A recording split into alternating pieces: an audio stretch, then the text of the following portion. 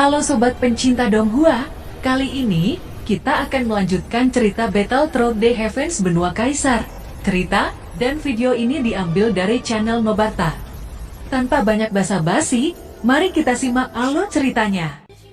Melanjutkan dari cerita sebelumnya, saat memasuki kekosongan, Soyan melepaskan kekuatan jiwa tingkat suci. Dia dengan cepat menemukan energi yang dia cari. Pada saat yang sama, tubuh Xiaoyan tiba-tiba menghilang. Dia bergerak dengan cepat dan muncul di dekat makhluk besar.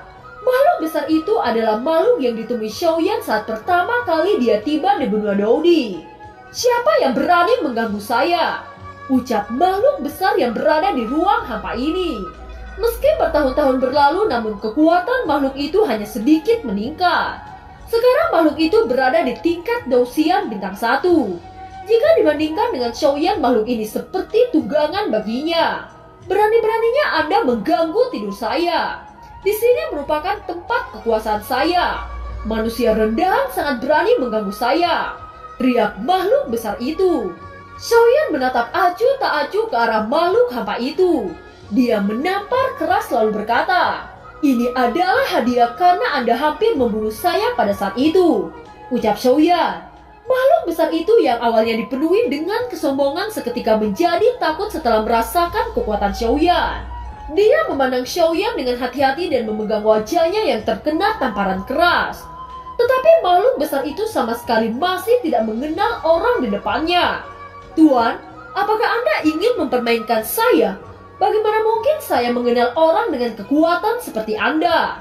ucap makhluk besar itu. "Oh, Anda masih tidak mengenali saya. Jika Anda masih bersikap bodoh, maka saya tidak segan-segan untuk membunuh Anda," ucap Xiaoyan tersenyum dingin. Makhluk ruang angkasa itu gemetar ketakutan saat mendengar kata-kata Xiaoyan. Dia segera berlutut dan meminta ampun kepada Xiaoyan. "Tuan, sepertinya saya ingat. Anda adalah Daudi bintang awal yang pertama kali datang ke benua Daudi. Saat itu saya ingin menelan Anda, tetapi Anda berhasil kabur. Tuan, saya pernah menyinggung Anda, tetapi tolong berikan belas kasihan Anda. Tolong ampuni nyawa kecil saya," ucap makhluk besar itu. "Saya bisa mengampuni nyawa Anda, tetapi Anda harus menjaga ruang kosong benua ini. Anda tidak diizinkan membunuh siapapun orang yang melewati ruang hampa ini," ucap Xiaoyan. Makhluk besar itu sangat tidak berdaya. Jika dia menolak, maka orang di depannya dapat dengan mudah membunuhnya. "Saya berjanji akan melakukan apa yang diperintahkan Tuan. Lagi pula binatang buas jenis ruang seperti saya merupakan binatang yang hidup di antara ruang kekosongan. Sangat sulit bagi saya untuk berkembang seperti ini. Oleh karena itu saya tidak akan menggertak siapapun lagi di masa depan," ucap makhluk besar itu. Mendengar kata-kata itu, Xiaoyan mengangguk. Kekuatan yang tak terlihat memasuki ke dalam tubuh makhluk buas itu. Sumber keabadian yang kaya mengalir deras di pembuluh darahnya. "Saya hanya bisa memberikan sedikit hadiah kepada Anda. Di masa depan Anda akan menjadi penjaga ruang kosong benua ini," ucap Xiaoyan. "Tuan, saya akan menjaga ruang kosong ini dengan nyawa saya. Saya sangat berterima kasih karena Tuan memberikan saya kekuatan," ucap makhluk ruang angkasa itu. Setelah itu Xiaoyan menghilang dari ruang kosong ini dan kembali ke Bahtera Tabur. Sekarang Bahtera Tabur telah berada di dalam kehampaan. Xiaoyan mengeluarkan api surgawi untuk menerangi Bahtera Tabur. Setelah untuk waktu yang lama, Bahtera Tabur mulai memasuki lapisan ruang kosong di benua Doki. Xiaoyan yang melihat benua Doki hatinya sedih tanpa bisa dijelaskan. Dia sudah meninggalkan tanah kelahirannya hampir 100 tahun. Dia ingin melihat keadaan ayahnya, anak-anaknya, saudaranya, dan teman-temannya. Xiaoyan memiliki terlalu banyak kenangan yang mendalam di benua Doki. Terlebih lagi dia masih ingat saat pertama kali bertemu dengan Yun Yun di gua binatang ajaib. Ingatan-ingatan itu kini terbayang-bayang di benak Xiaoyan. Scene berganti di alam Dewa Dara. Di dalam ruang kekosongan di atas bahtera merah, sosok Dewa Seniri merawat Pangeran Dewa Dara yang terluka serius oleh serangan Xiaoyan. Dia mengambil beberapa eliksir untuk menyembuhkan luka-luka Pangeran Dewa Dara. Setelah duduk untuk waktu yang sangat lama, Pangeran Dara akhirnya membuka matanya. "Saudaraku, Anda akhirnya bangun," ucap Dewa Seniri. Pangeran Dewadara menggelengkan kepalanya dengan enggan. Meskipun kondisinya sekarang sudah berangsur-angsur pulih, tetapi rasa malu dikalahkan oleh benua yang lebih rendah membuat Pangeran Dara merasa sakit hati. Pangeran Dewadara merupakan pemimpin bagi generasi muda di alam Dewadara. Bagaimana mungkin dia bisa menerima kekalahan seperti ini? Jika berita tentang kekalahannya tersebar, maka seluruh alam Dewadara akan menertawakannya. Melihat Pangeran Dara yang terdiam, Dewa sendiri tahu apa yang dipikirkan oleh saudaranya. Dia dengan lembut berkata, "Saudaraku, orang dari alam yang lebih rendah itu memiliki kekuatan di luar prediksi kita. Kalah dari orang itu bukanlah suatu penghinaan. Bahkan seluruh pemuda yang berada di alam Dewadara tidak akan mungkin dapat bersaing dengannya. Sekarang kita akan kembali ke alam Dewadara. Lagi pula pertarungan itu sama sekali tidak menguntungkan kita. Bahkan jika kita menang, kita tidak mungkin membunuh orang-orang dari alam yang lebih rendah. Kalau tidak, keluarga kita akan mengalami kerugian yang sangat besar," ucap Dewa sendiri. Pangeran Dewadara mengangguk dengan kata-kata sendiri. Dia berkata, "Orang yang bertarung melawan saya memiliki kekuatan jiwa tingkat suci. Saya tidak menyangka benua Dodi memiliki orang kuat seperti itu. Suatu hari saya akan memimpin pasukan untuk membunuhnya dan mencuci benua itu dengan darah," ucap Pangeran Dara dengan aura membunuh yang sangat kuat. Saat melihat kulit sendiri yang terluka, Pangeran Dara segera berkata, "Pangeran sendiri, apakah Anda terluka?" tanya Pangeran Dewadara. "Saudaraku, saya tidak menyalahkan Anda atas luka-luka yang saya derita. Lawan saya memiliki kekuatan jiwa di atas saya. Oleh karena itu saya memaksa untuk lepas dari pertarungan dan melarikan diri dari kekuatan jiwa orang itu," ucap Dewa sendiri. Wajah dan suasana hati Pangeran Dara sangat buruk. Setelah dikalahkan oleh Xiaoyan, dia merasa kehilangan banyak hal. Keduanya segera memejamkan mata untuk menyembuhkan luka-luka yang mereka derita. Kali ini rencana Pangeran Dara telah sepenuhnya gagal, sehingga nasib Pangeran Dara di masa depan juga dapat berubah karena pertempuran dengan Xiaoyan. Scene berganti.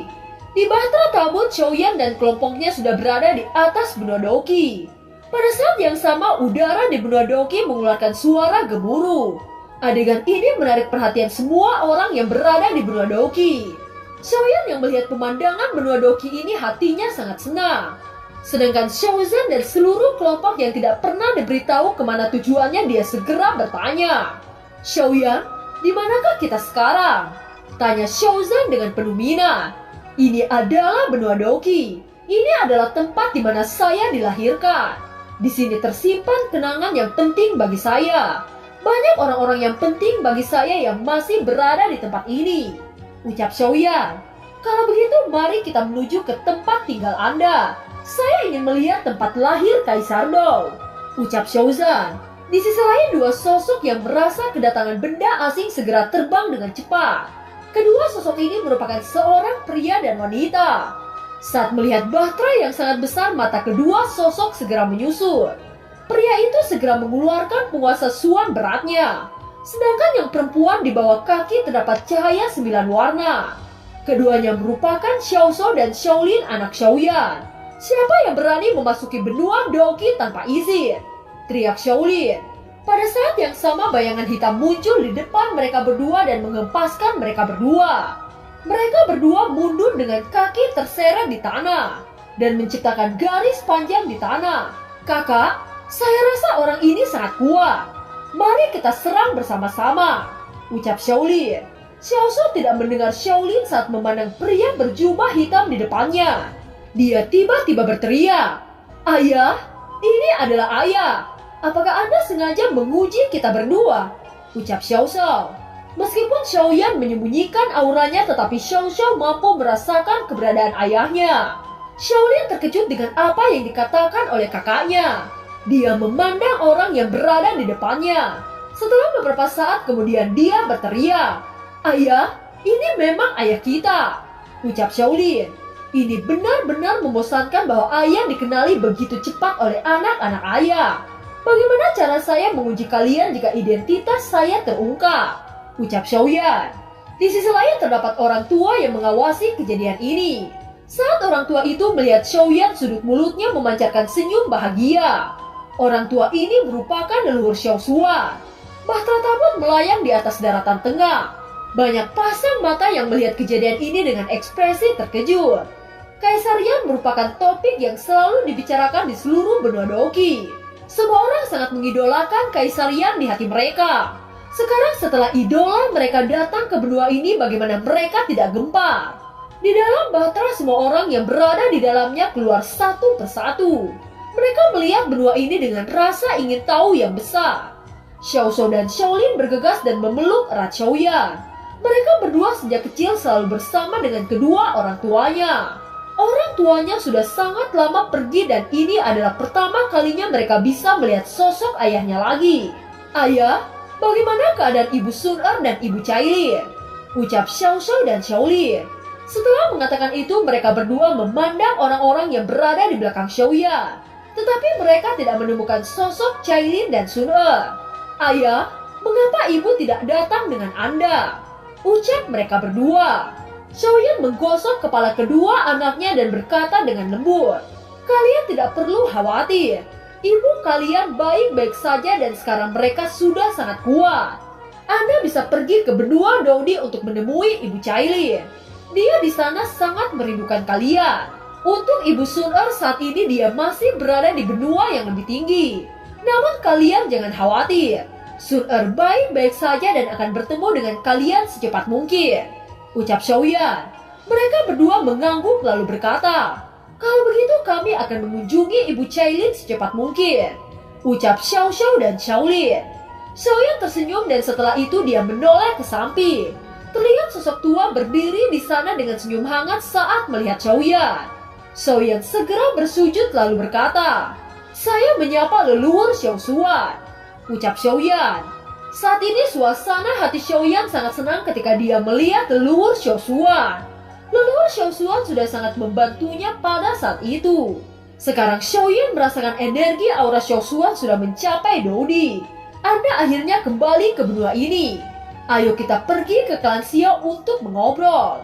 Sejak Anda pergi, ayah Anda sangat merindukanmu dan sangat jarang untuk tertawa, ucap Xiaoshuan. Xiaoyan mengangguk dan menoleh ke belakang untuk menginstruksikan seluruh kelompoknya agar mengikuti. Saat ini klan Xiao sangat kuat di benua ini. Kecepatan pengembangan klan Xiao terlalu luar biasa. Hampir seluruh daratan tengah menjadi tempat klan Xiao tinggal. Setelah berjalan untuk waktu yang lama, mereka tiba di alun-alun di tempat tinggal klan Xiao. Di sana terlihat patung yang diukir dengan wajah Xiaoyan. Seluruh kelompok yang melihat ini segera berkata, "Xiaoyan, lihatlah, bahkan terdapat patung Anda di sini. Sepertinya Anda benar-benar diakui dimanapun Anda berada," ucap seluruh kelompok Xiaoyan. Xiaoyan tidak menjawab dengan pujian seperti itu. Dia terus berjalan untuk menuju klan Xiao.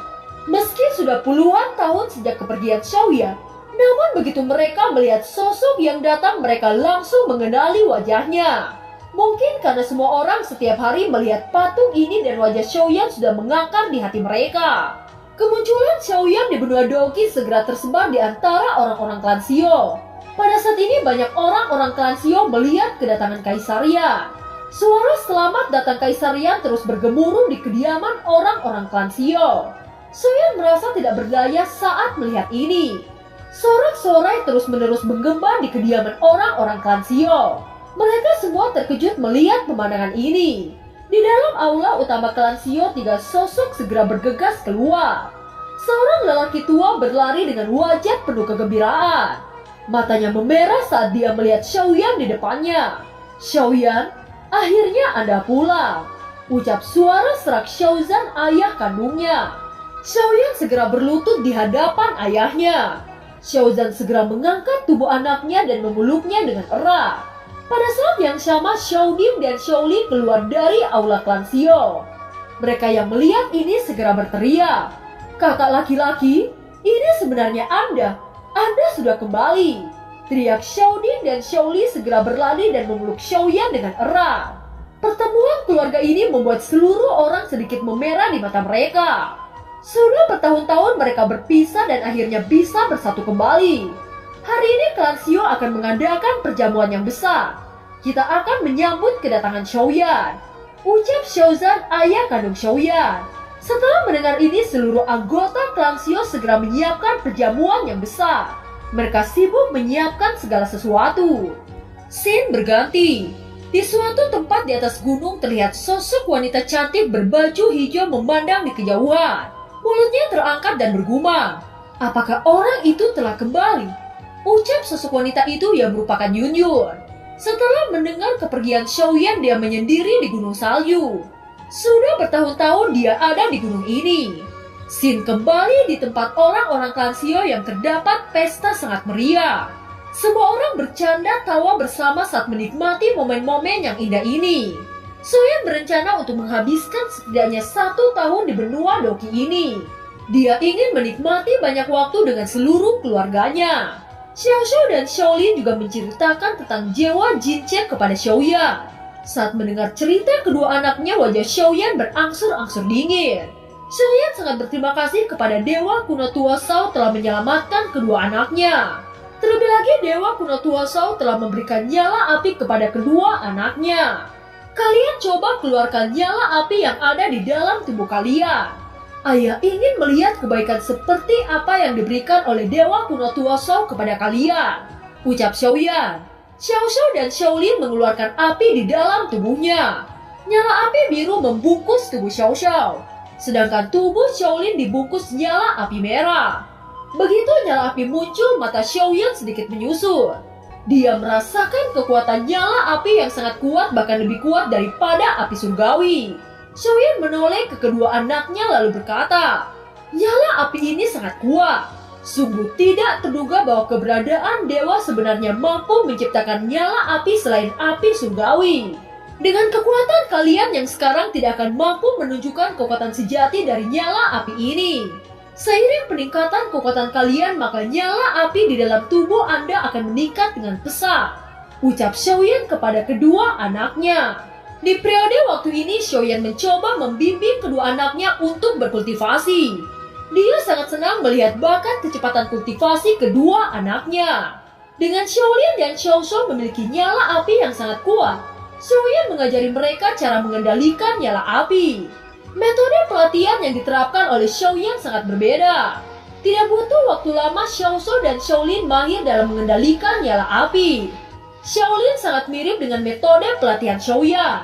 Oleh karena itu, dia menunjukkan teknik bertarung telapak tangan suci kepada Xiaolin. Sedangkan untuk Xiao Xiao, dia mengajari teknik jiwa dengan sangat baik. Xiaoyan dan kedua anaknya banyak menghabiskan waktu bersama. Itu membuat anaknya merasakan kehangatan kasih sayang seorang ayah. Kedua anak ini jauh lebih kuat dari masa muda orang tua ini, ucap Xiao Xuan dengan tawa hangat di mulutnya. Dan film pun berakhir. Terima kasih telah menyimak dari awal sampai akhir ya. Sampai jumpa.